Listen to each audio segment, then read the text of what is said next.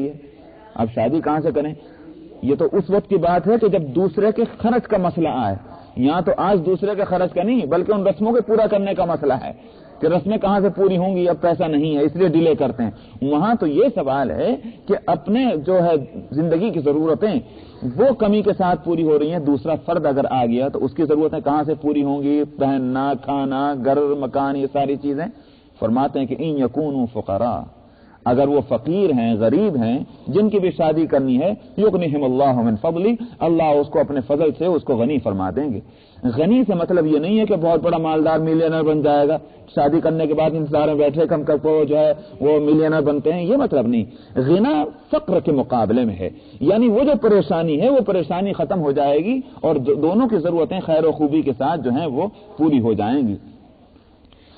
और इसी आयत से हजरत सिद्दीक अकबर, हजरत उमर फारूक रजी अल्लाह ताला अन्हुमा और दूसरे सहाबा और मुफस्सिरीन ने इस आयत की तशरीह में यही कहा, इत्तगुल गिना बिल बा, कि तुम गिना को तलाश करो तुम निकाह के जरिए से। जिसको अपनी गुर्बत दूर करनी हो निकाह कर लो। अजीब बात है, क्यों? यहां अगर इस बात को समझना हो तो मैं एक दूसरी हदीस आपके सामने लाता हूं, उससे मसला आसान होगा।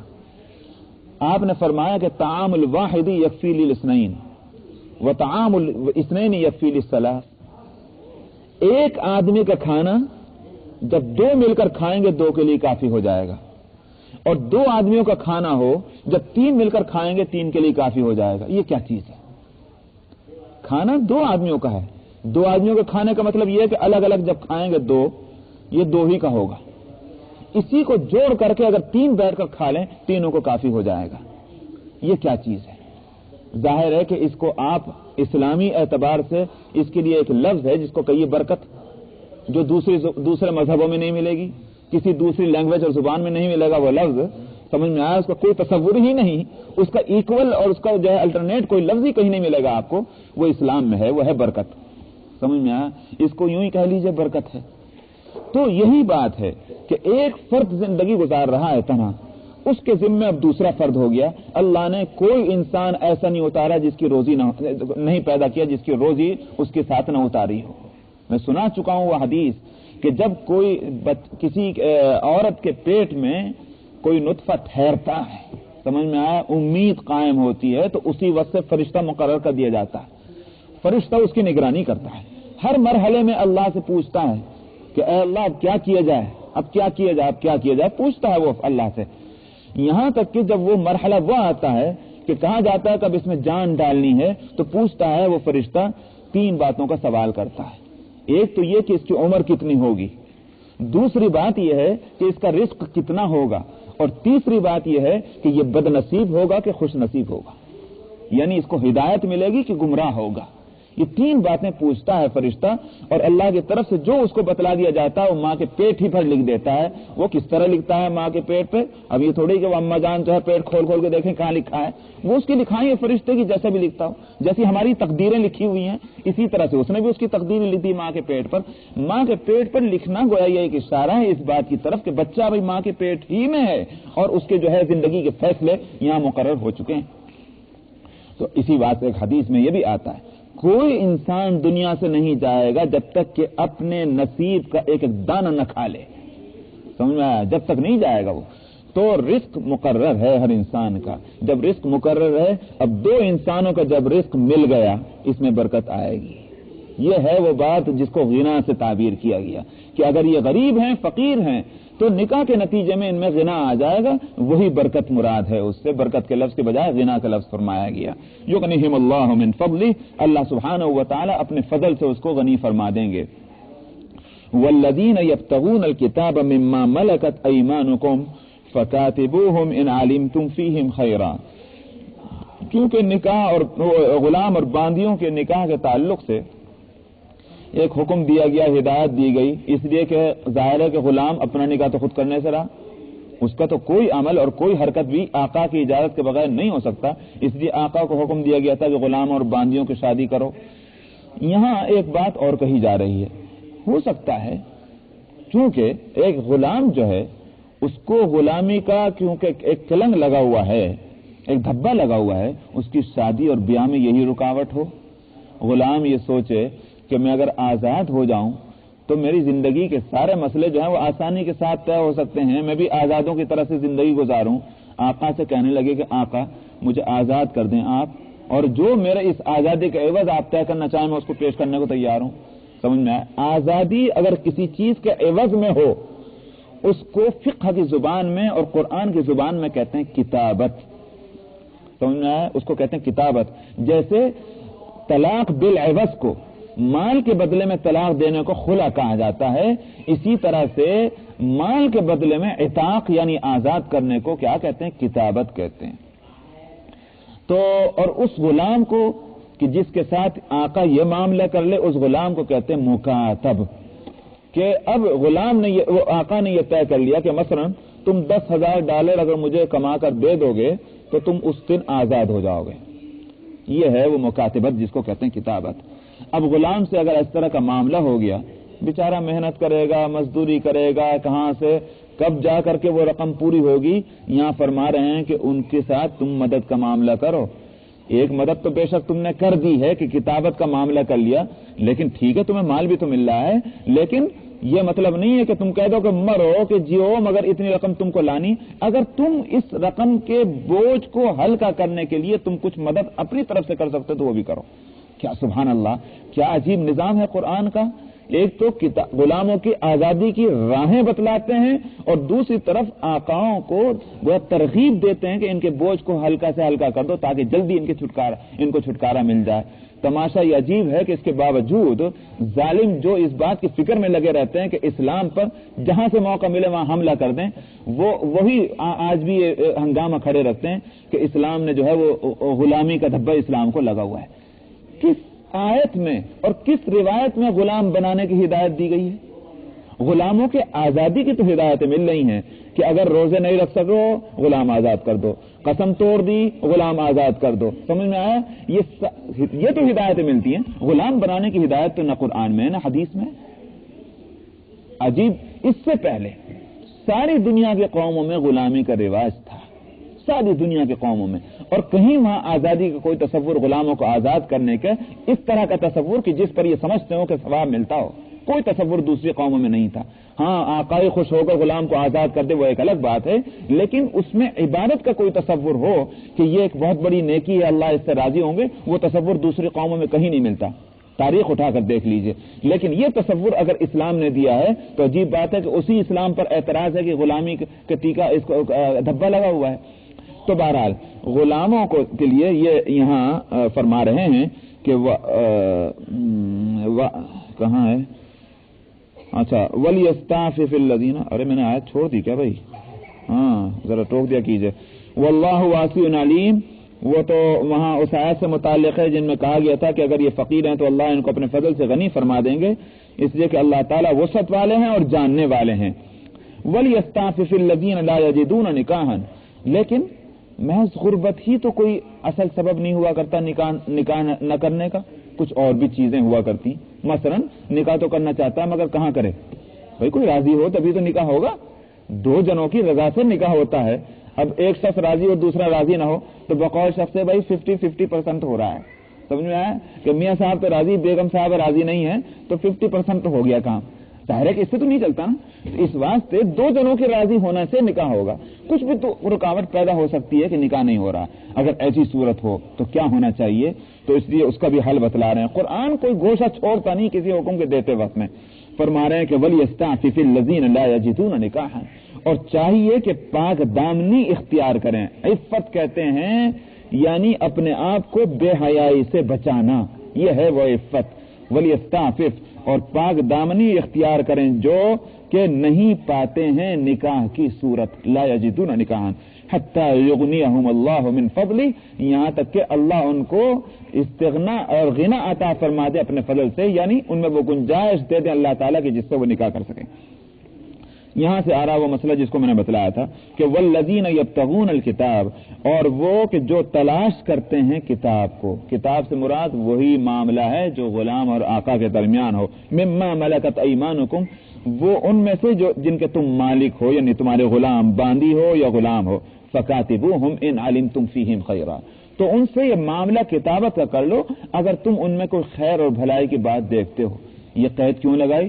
اس واسطے کہ اگر آقا ایمانداری کے ساتھ، دیانتداری کے ساتھ یہ سوچتا ہے کہ یہ میرے پاس رہے گا تو اس میں خیر ہے۔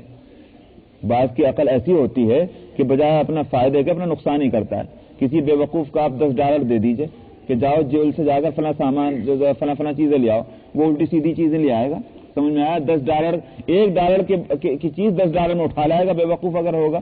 اگر عقل مند ہے تو ظاہر ہے کہ آپ $2 میں اس سے وہ کام لے سکتے ہیں جو ایک بے وقوف سے $10 میں نہیں لے سکتے۔ عقل اور بے عقلی میں یہی فرق ہے۔ مثال کے طور پر کوئی غلام اور باندی ایسی ہے کہ آقا ایمانداری کے ساتھ یہ سوچتا ہے کہ اس کی زندگی جو ہے اس کے لیے 2 بھر ہو جائے گی اگر میں نے اس کے ساتھ مکاتبت کا معاملہ کیا، یہ اس کو میں نے آزاد کر دیا، تو اس لیے فرمایا کہ ان علمتم فیہم خیرا، اگر تم ان میں خیر میں دیکھتے ہو تو ان کے ساتھ مکاتبت کا معاملہ کرو۔ یہ ہدایت دی، اور اس کے ساتھ پھر وہ دوسری ہدایت کہ وآتوہم من مال اللہ الذی آتاکم، اور اس طرح ان کے بوجھ کو ہلکا کرنے کے واسطے ان کو وہ مال دو جو اللہ نے تم کو دیا ہے۔ سبحان اللہ، کیا واقعی قربان جائے اس قرآن کے کہ ایک لفظ سے ترغیب کس طرح دی۔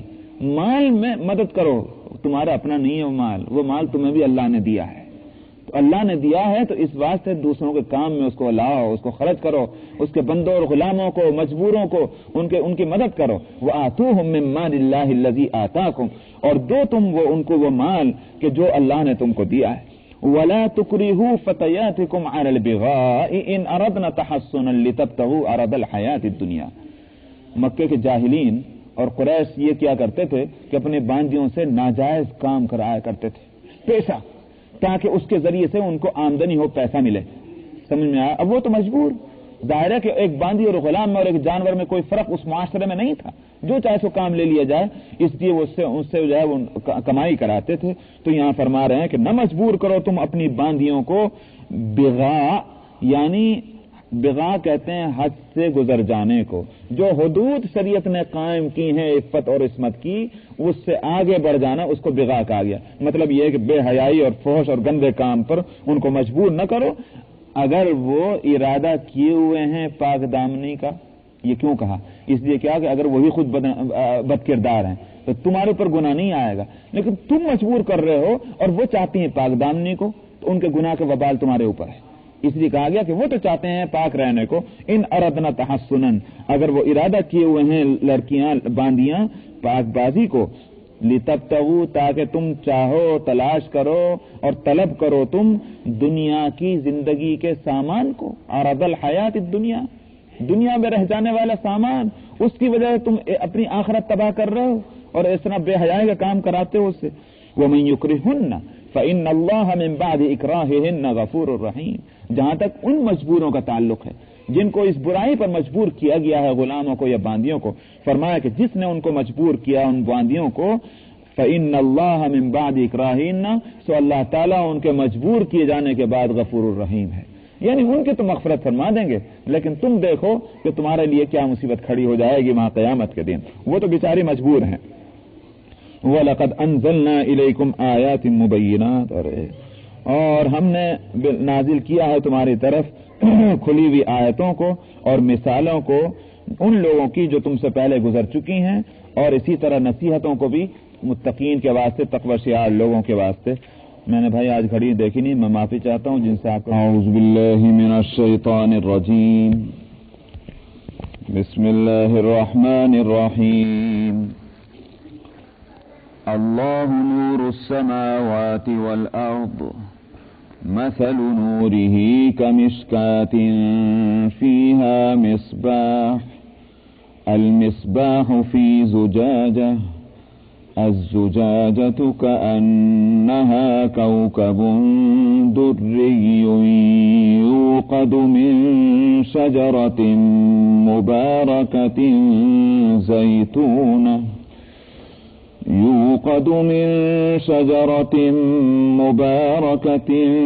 زيتونة، لا شرقية ولا غربية، يكاد زيتها يضيء ولو لم تمسسه نار، نور على نور يهدي الله لنوره من يشاء ويضرب الله الأمثال للناس والله بكل شيء عليم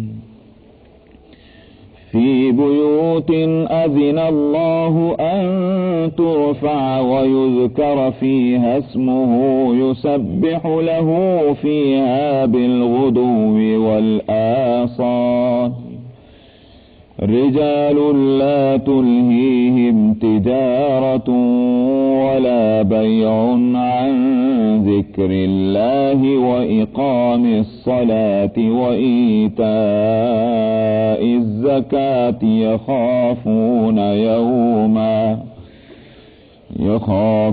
يوما تتقلب فيه القلوب والأبصار ليجزيهم الله أحسن ما عملوا ويزيدهم من فضله والله يرزق من يشاء بغير حساب والذين كفروا أعمالهم كسراب بقيعة يحسبه الظمآن ماء حتى إذا جاءه لم يجده شيئا ووجد الله عنده فوفاه حسابه والله سريع الحساب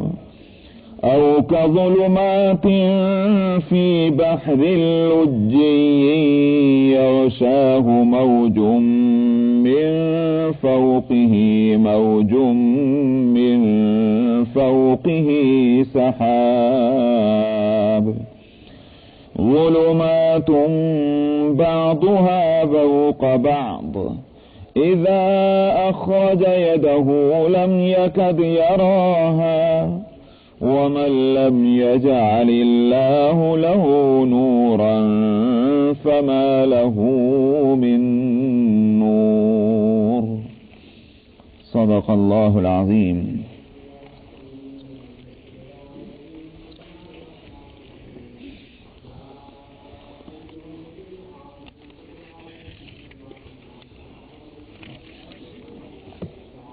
اس آیت کا پہلے ترجمہ دیکھ لیجئے اور اس کے بعد ترجمہ پہلے سامنے آ جانے سے جو باتیں آگے آئیں گی ان کا سمجھنا آسان ہوگا.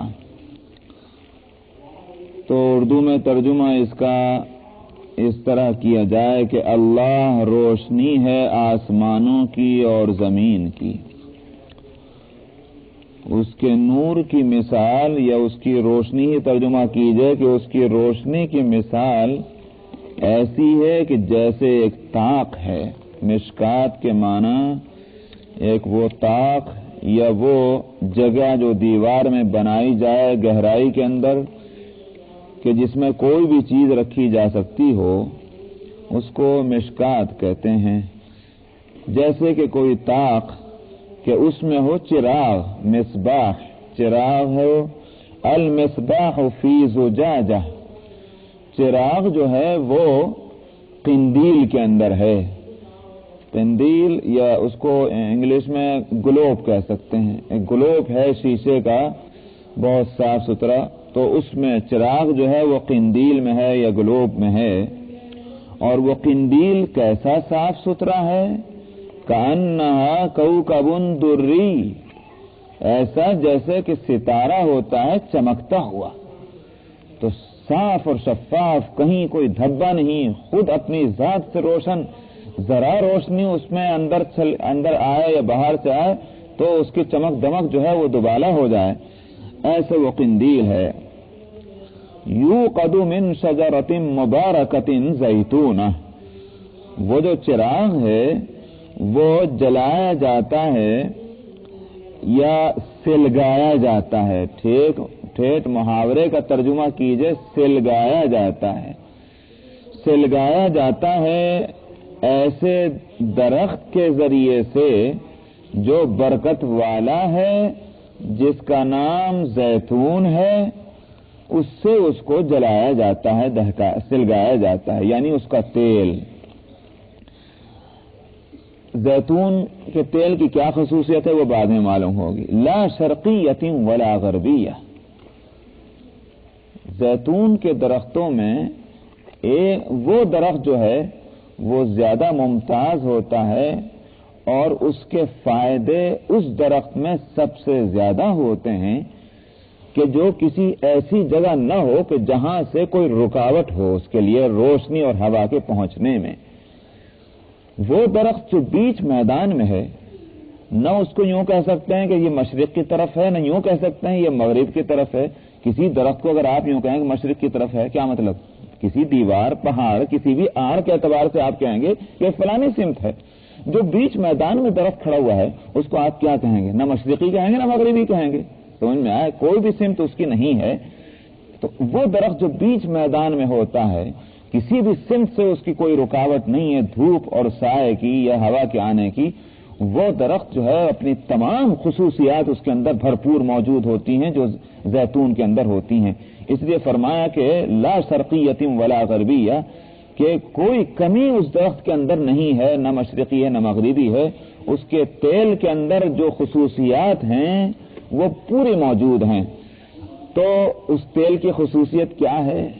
علاوہ اور خصوصیات کے کہ جو نبی کریم صلی اللہ علیہ وسلم نے فرمائی ہے، جو برکت والا، یہاں لفظ برکت والا فرمایا نا، مبارکہ، برکت والا ہے وہ درخت، تو اسی واسطے نبی کریم صلی اللہ علیہ وسلم نے فرمایا تھا کہ اس کو، زیتون کو کھانے میں بھی استعمال کرو اور بدن کے اوپر بھی اس کو استعمال کرو، اس لیے کہ یہ برکت والا درخت ہے۔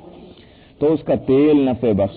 پھر گویا ان درختوں میں اس کا شمار ہوتا ہے کہ پھل بھی کھانے میں آتا ہے اور اس کا تیل نکالو تو اس تیل کو بھی گویا استعمال کیا جاتا ہے۔ پھر تیل کو بھی دو طرفہ استعمال کرتے ہیں، آپ چاہیں تو بدن پر لگانے میں استعمال کریں، بالوں میں استعمال کریں، اور چاہیں تو اس کو سالن میں آپ استعمال کریں۔ عرب ملکوں میں تو سالن میں ویسے جس طرح ہم لوگ بٹر اور مکھن اور چیز اور پنیر وغیرہ ڈال کر کھاتے ہیں، اسی طرح اس زمانے کے اندر اس تیل کو بھی کھایا جاتا تھا۔ تو پکا کر کھائیں گے، کچا کھائیں، ہر طرح سے یہ استعمال کرنے کے قابل ہے۔ اس کو اگر دودھ میں استعمال کر کے پیا جائے اس تیل کو، تو روغن بادام کے جو فائدے ہیں، سمجھ میں آیا، وہ فائدے پورے اس کے اندر موجود ہیں، وہ اگر اس کو اس طرح سے استعمال کیا جائے۔ تجربے میں یہ بات آئی ہے اور میں نے بھی اس کا تجربہ کیا ہے۔ تو برکت والا ہے درخت۔ تو بہرحال یہ فائدے تو اس کے الگ ہیں، لیکن جو وہ ہے گویا اس کے جلنے کی جو خصوصیت ہے وہ یہ ہے، اور تمام تیلوں کے مقابلے میں یہ تیل ایسا چمک اور دمک اپنے اندر رکھتا ہے کہ یوں کہیے کہ اگر صاف اور شفاف شیشے کے برتن میں اس کو رکھیے تو یہ معلوم ہوگا کہ اس میں تو آگ پہلے ہی دہک رہی ہے۔ سمجھ میں آیا؟ پہلے ہی سے معلوم ہوتا ہے کہ اس میں آگ ہے، اور بس ذرا سی اس کو آپ میچ دکھا دیں تو اس کے بعد جو دہکے تو سبحان اللہ کیا کہنے اس کی روشنی کے۔ یہ ہے اس تیل کی بات۔ اس زمانے میں جتنے تیل اور استعمال ہوتے تھے جلانے میں، اس میں وہ بات نہیں تھی، کچھ نہ کچھ اس میں کدورت اور تقدر اور میلا پن ہوتا تھا۔ زیتون کا تیل نہایت صاف اور شفاف، اسی کو فرما رہے ہیں کہ یکاد زیتھا یضیء ولو لم تمسسہ نار۔ بس وہ جو اس کا تیل ہے، زیت کہتے ہیں تیل کو، اس کا روغن جو ہے بھڑک نہیں چاہتا ہے۔ یضیء، یضیء کے معنی آتے ہیں روشنی کے، یکادو کے معنی قریب ہے، اسی لیے میں اس کا لفظی ترجمہ، محاورے کا ترجمہ کر رہا ہوں کہ اس کا تیل روغن جو ہے وہ بھڑک نہیں چاہتا ہے۔ وَلَوْ لَمْ تَمْسَسْهُ نَارٌ، اگرچہ اس کو آگ نے چھوا بھی نہ ہو۔ نور علی نور، اگر آگ نے چھو بھی لیا تو پھر سبحان اللہ، پھر تو روشنی پر روشنی ہے۔ پہلے سے خود اپنی ذات میں روشنی اس تیل کے اندر، آگ سے لگا دو تو پھر روشنی اور بڑھ جاتی ہے۔ یہدی اللہ لنورہ من یشاء، اللہ تعالیٰ جس کو چاہتے ہیں اپنی روشنی کے لیے ہدایت دیتے ہیں۔ وَيَضْرِبُ اللَّهُ الْأَمْثَالَ لِلنَّاسِ، اللہ تعالیٰ لوگوں کے واسطے مثالیں دیتے ہیں۔ واللہ بکل شیء علیم، ویسے اللہ کو ہر چیز کا علم ہے۔ یہ ہے ترجمہ اس آیت کا۔ اب اس آیت سے مراد کیا ہے، مطلب کیا ہے، مثال جو دی گئی ہے وہ کس چیز کی دی گئی ہے؟ تو مفسرین کی ایک تعداد اور خاصی تعداد اس طرف گئی ہے کہ اس میں گویا مثال دی جا رہی ہے قلب مؤمن کی، ایک ایمان والے کے دل کی۔ ایمان والے کا سینہ جو ہے وہ گویا ایسا ہے جیسے جس کے لیے لفظ آیا مشکات، اس کو مان لیجئے کہ گویا ایک طاق ہے۔ دل جو ہے وہ اس میں چراغ ہے، یا اس کو کہیے وہ قندیل ہے کہ جس میں چراغ رکھا گیا ہے، اور اس دل کے اندر جو ہے وہ قدرتی جو ایک سمجھ رکھی گئی ہے ہر انسان کے اندر، وہ ہے وہ چراغ، سمجھ میں آیا، جس سے آدمی حق اور باطل کے درمیان تمیز کر لیتا ہے۔ اسی کو فرمایا کہ فَأَلْهَمَهَا فُجُورَهَا وَتَقْوَاهَا قَدْ أَفْلَحَ مَنْ زَكَّاهَا وَقَدْ خَابَ مَنْ دَسَّاهَا۔ ہر نفس کو اندر الہام کر دیا ہے۔ الہام کہتے ہیں ایسی آواز کو کہ جو کسی ظاہری سبب سے، ظاہری ذریعے سے نہ آئے، غیبی طور پر جو بات پہنچ جائے اس کو الہام کہتے ہیں۔ اب اگر اس میں فرشتے کا واسطہ ہے اور جس کی طرف وہ الہام کیا جا رہا وہ ہے پیغمبر صاحب نبوت، اس کو وحی کہتے ہیں، اور اگر ایسا نہیں ہے، صاحب نبوت نہیں بلکہ متبع نبی ہے، اس کے دل میں اگر غیب سے کوئی بات ڈالی جاتی ہے اس کو الہام کہتے ہیں۔ تو فَأَلْهَمَهَا، الہام کر دیا ہے اللہ نے اس نفس کو اس کی بھلائی اور اس کی برائی کی بات، فجورها وتقواها، جو چیز اس کے لیے تقوی کی ہے اس کو بھی بتلا دیا، اور جو چیز اس کے لیے بربادی اور تباہی کی ہے اور راستے سے بھٹک جانے والی ہے اس کو بھی ہم نے اس کو بتلا دیا، الہام کر دیا۔ الہام کا لفظ اس لیے لایا کہ یہ وہ صلاحیت ہے جو اللہ سبحانہ و تعالی نے ہر نفس کے اندر رکھی ہے، چاہے وہ کافر کے گھر میں پیدا ہو، چاہے وہ مسلمان کے دل میں گھر میں پیدا ہو، مشرق میں پیدا ہو کہ مغرب میں پیدا ہو، جاہل کے گھر میں پیدا ہو کہ عالم کے گھر میں پیدا ہو، ہر پیدا ہونے والی جان کو اللہ سبحانہ و تعالی نے یہ صلاحیت رکھ دی ہے کہ وہ خیر اور شر کے درمیان میں فرق کر سکے۔ اب کیا ہے، پیغمبر علیہ الصلاۃ والسلام جب آتے ہیں وہ دراصل یوں کہیے کہ وہ جو ایک صلاحیت ہے خیر کی، اس کے مددگار بن جاتے ہیں، وہ باتیں اس کو سجا دیتے ہیں کہ جس کی صلاحیت اس کے اندر موجود ہے۔ مثال کے طور پر یوں کہیے، بہت کلیئر اور بہت واضح مثال ایسی ہے کہ جیسے کسی کو مدرسے میں یا کسی اسکول میں آپ بھیجتے ہیں، سمجھ میں آیا، صلاحیت ہے تبھی تو پڑھ سکے گا۔ کسی بکری کو لے جا کر آپ اسکول میں باندھ دیں، وہ تھوڑے کہیں اسکالر بن جائے گی، اس میں وہ صلاحیت نہیں ہے۔ تو ایک ہے صلاحیت کا پیدا ہو جانا، اور ایک ہے کہیں سے علم کا آ جانا جو اس صلاحیت کے مطابق ہو۔ انبیاء علیہ الصلاۃ والسلام وہ خیر والی صلاحیت کو بروئے کار لاتے ہیں اور اس کو مطابق اس کو علم گویا ان کے ذریعے سے پہنچتا ہے۔ یہ ہے انبیاء علیہ الصلاۃ والسلام کا کام۔ اور شیطان کیا کرتا ہے؟ شیطان اس صلاحیت کو پروان چڑھانے کی میں مدد دیتا ہے کہ جو برائی کی صلاحیت اللہ تعالیٰ نے رکھ دی ہے، اور یہ دونوں صلاحیتیں اس لیے رکھ دی ہیں تاکہ انسان اپنے اختیار کو کام میں لائے کہ خیر کا راستہ اختیار کرنا کہ شر کا راستہ اختیار کرنا۔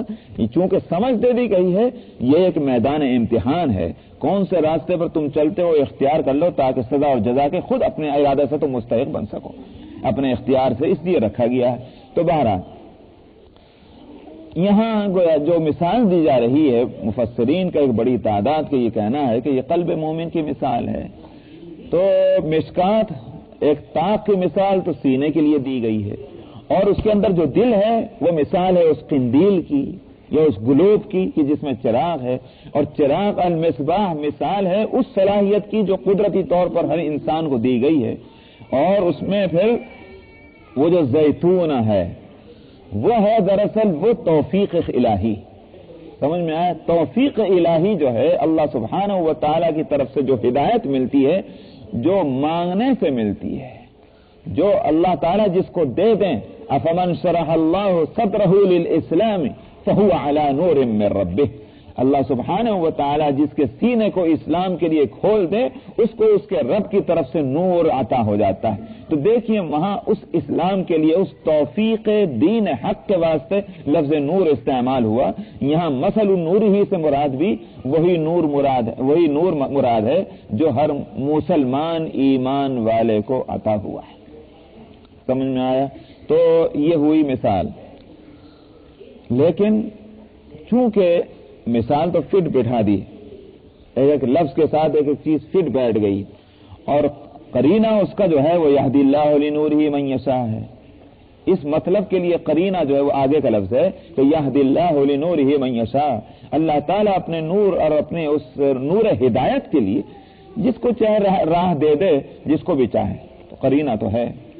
لیکن ایک بات کھٹکتی ہے، اور وہ یہ کہ قلب مومن کے واسطے اتنے جلیل القدر الفاظ سے تشبیہ کیوں دی گئی ہے؟ جو مثال دی گئی ہے ایسی عالی اور بلند رتبہ الفاظ لائے گئے ہیں، تو یہ کیوں؟ کیا واقعتاً قلب مومن کی مثال ہے کہ اور چیز کی بھی مثال بن سکتی ہے؟ آپ کو یاد ہوگا، میں یہ نہیں کہہ رہا ہوں کہ یہ جو میں نے مطلب بتایا غلط ہے، میں اب دوسرے قول کو لا رہا ہوں۔ ایک قول مفسرین کا جو ہے، اور بڑی تعداد مفسرین کی، بلکہ جو محتاط مفسرین ہیں وہ یہی مثال دیتے بھی ہیں، یہ مطلب بتلاتے ہیں اس مثال کا۔ لیکن ایک بات اور لاتا ہوں جو بہت ہی ڈھونڈے سے کہیں کہیں کسی ایک تفسیر میں ہاتھ آئے گی، اور وہ اس کے لیے میں آپ کو پہلے ریفرنس دوں کہ میں نے جس وقت اس سورت کو شروع کیا تھا، میں نے اس وقت ایک بات کہی تھی، جہاں اور باتیں بتلائی تھی سورہ فرقان کی، اس سورت کے ساتھ جو ربط اور جوڑ میں نے بتلایا تھا، اس وقت ایک بات یہ بتلائی تھی کہ سورہ فرقان کے اندر صفات خداوندی کا بہت تفصیل کے ساتھ تذکرہ آیا ہے۔ صفات جب سامنے آ جائیں تو قدرتی طور پر ذات کو دیکھنے کی ایک طلب دل میں پیدا ہوتی ہے، اور ایک داعیہ پیدا ہوتا ہے، ایک جذبہ پیدا ہوتا ہے کہ جس کی یہ صفتیں ہیں وہ ذات کیسی ہوگی، اس کو دیکھ لینا چاہیے۔ تو دیکھنے کا شوق اور جذبہ پیدا ہوتا ہے اس ذات کو جس کی اچھی صفات معلوم ہو جائیں۔ تو اعلیٰ صفات اللہ سبحانہ و تعالیٰ کی سورہ فرقان میں آئیں اور صورتوں میں بھی آئیں، تو قدرتی طور پر ایک جذبہ پیدا ہوتا ہے۔ لہذا اس کے بعد جو سورہ نور آئی ہے اس میں اللہ کی ذات کا تعارف کرایا گیا ہے، اور وہ ذات، ظاہر بات ہے کہ اس ذات کا جو تعارف کرایا گیا سارے مضمونوں سے پڑھ کر تو وہی مضمون ہوگا، اور چونکہ نظام قرآن کا یہ ہے کہ جس صورت کے اندر اس صورت میں سب سے بڑھ کر مضمون آئے، اسی مضمون کے مناسب اس صورت کا نام رکھ دیا جاتا ہے۔ اس صورت کا نام بھی سورہ نور ہے۔ تو میں نے کہا تھا کہ اللہ سبحانہ و تعالیٰ کی صفات سے واقفیت کے بعد ذات سے تعارف حاصل کرنے کا شوق پیدا ہوا تھا سورہ فرقان میں۔ اس سورہ نور میں اسی ذات خداوندی کا تعارف کرایا جا رہا ہے، اور بتلانا مقصود یہ ہے کہ اس ذات کو تم اپنے اوپر مت قیاس کرو۔ کیوں؟ سوال یوں پیدا ہوتا ہے کہ جب ہم یوں کہتے ہیں یا قرآن یوں کہتا ہے یا اللہ تعالیٰ خود یوں فرماتے ہیں کہ وہ تو ہر جگہ ہے، وہ مشرق میں بھی ہے، مغرب میں بھی ہے، وَلِكُلٍّ وِجْهَةٌ هُوَ مُوَلِّيهَا فَاسْتَبِقُوا الْخَيْرَاتِ، سمجھ میں آیا؟ وَلِلَّهِ الْمَشْرِقُ وَالْمَغْرِبُ فَأَيْنَمَا تُوَلُّوا فَثَمَّ وَجْهُ اللَّهِ، اللہ کے لیے مشرق بھی ہیں اور مغرب بھی ہیں، جدھر کو تم رخ کر لوگے ادھر اللہ ہی اللہ ہے، اور ساری جہتیں اللہ ہی کے واسطے ہیں۔ ذہن میں یہ سوال پیدا ہوتا ہے، یہ کیسے ہو سکتا ہے کہ ہر ایک چیز ہو، ایک ذات ہو، اور وہ گویا نہ اس کا مشرق میں ہے اور نہ اس کا مغرب ہے، اور مشرق میں بھی ہے اور مغرب میں بھی ہے اور شمال میں بھی ہے اور جنوب میں ہے، ساری جہتوں کو اس نے احاطہ کیا ہوا، یہ کیسے ہو سکتا ہے؟ یہ ایک سوال ذہن میں جو ہے بڑا چبھتا ہے۔ اسی سوال کو یہاں دور کیا جا رہا ہے، اسی سوال کا یہاں جواب دیا جا رہا ہے، اور وہ یہ کہ اللہ جو ہیں، تم سمجھو کہ وہ جو خالق ہیں آسمانوں اور زمینوں کے، جو مدبر ہیں آسمانوں اور زمینوں کے، اس کی شان یہ ہے کہ وہ نور ہے آسمانوں اور زمینوں کا۔ نور کہاں ہوتا ہے؟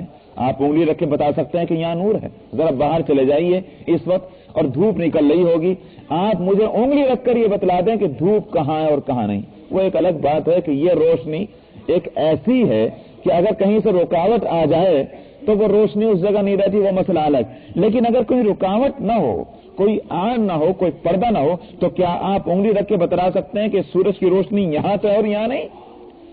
हर जगह यकसां वो जो रोशनी पड़ रही है। ठीक यही मिसाल अल्लाह सुब्हानहू व तआला के जात के नूर की है कि वो पूरे कायनात के अंदर रची और बसी हुई है।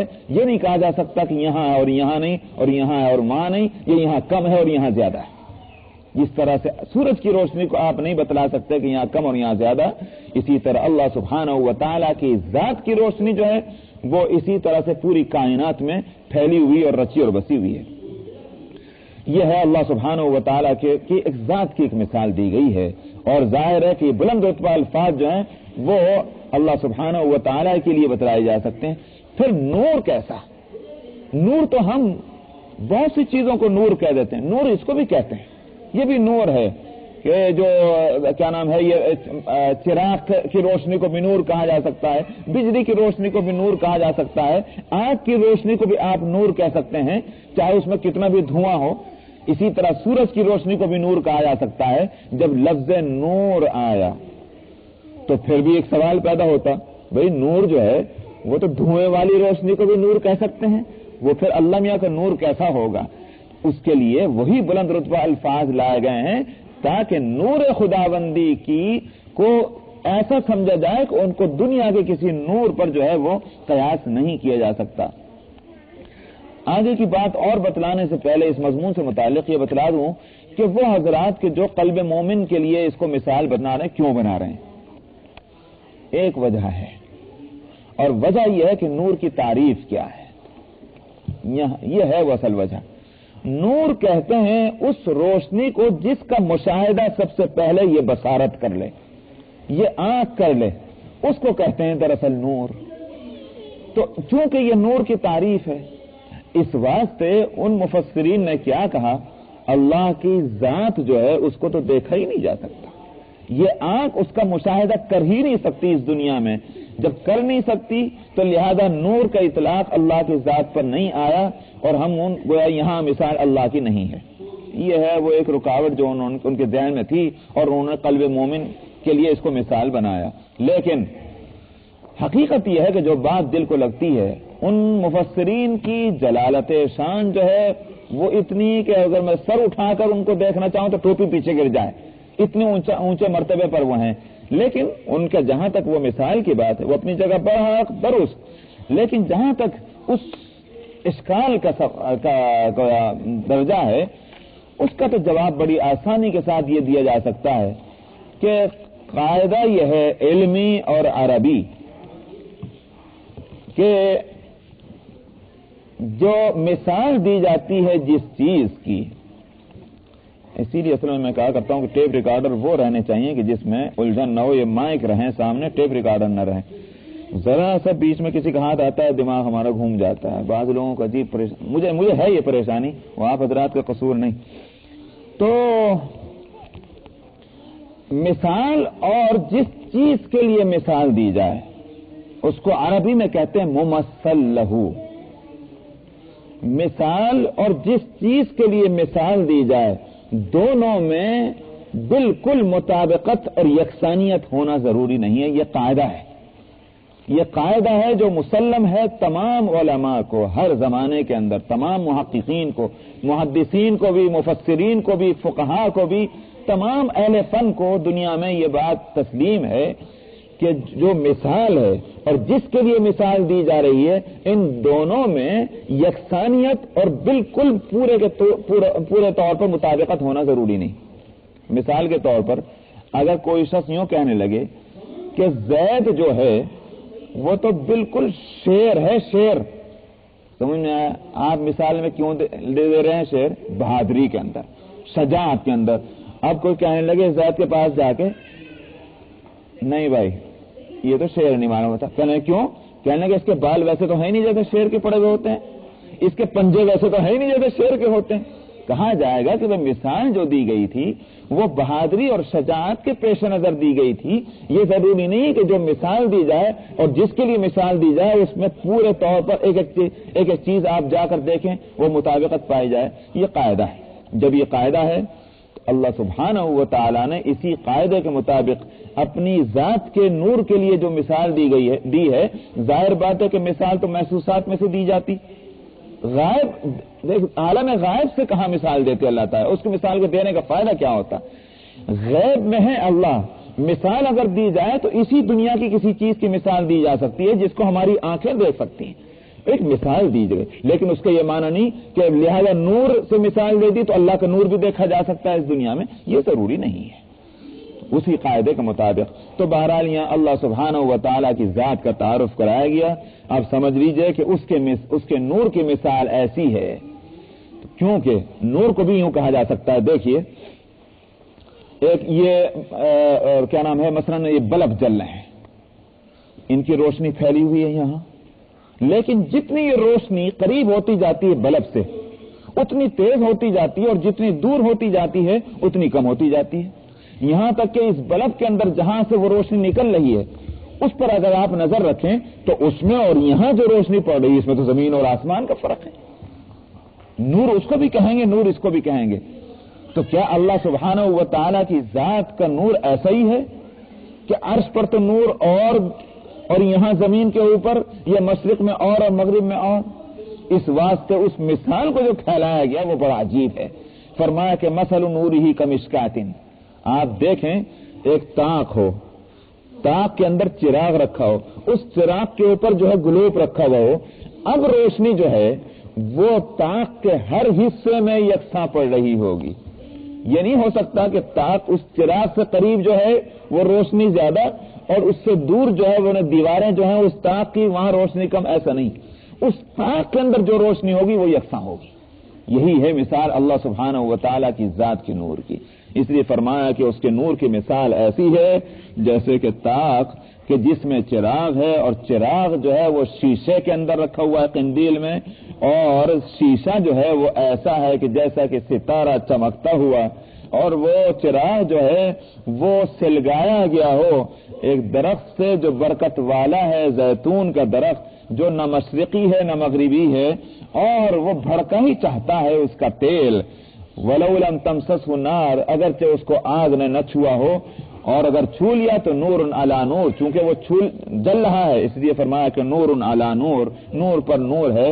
یہاں فرما رہے ہیں کہ یہدی اللہ لنورہ من یشاء، یہ لفظ اگر قرینہ تھا پہلے مطلب کا تو اب کیا کہیں گا قرینہ بنے گا؟ تو میں کہوں گا کہ اب یہ قرینہ ہوگا اس بات کا کہ اللہ سبحانہ و تعالی کی صفات کے ساتھ ذات کی معرفت حسب صلاحیت جس کو بھی ہو جائے وہ اللہ کی توفیق سے ہے۔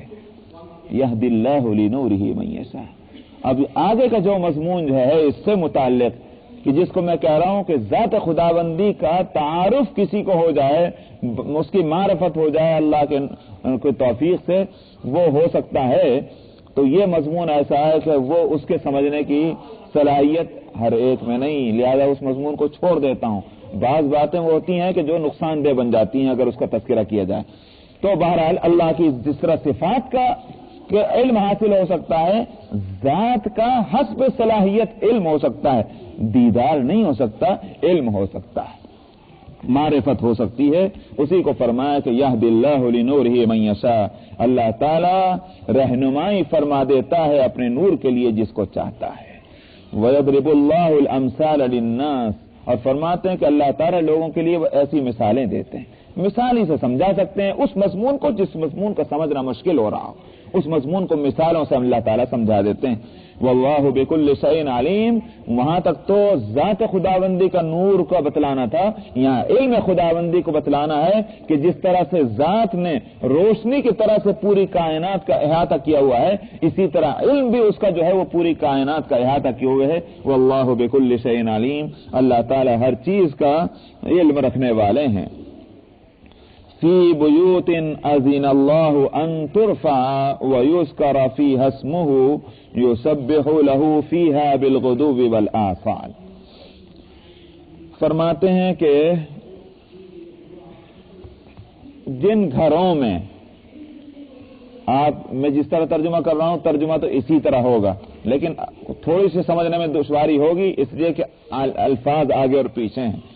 کچھ گھروں میں یا جن گھروں میں کہ اللہ نے حکم دیا ہے اس بات کا کہ ان کا درجہ بڑھایا رکھا جائے، ان کا درجہ بڑھائے رکھا جائے، ترفع کا ترجمہ کر رہا ہوں، وَيُذْكَرَ فِيهَا اسْمُهُ، اور اس میں اس کا ذکر کیا جاتا رہے، يُسَبِّحُ لَهُ فِيهَا، تسبیح پڑھتے ہیں اس کی ذات کی ان گھروں میں، صبح اور شام، بالغدو والآصال، صبح اور شام۔ کون؟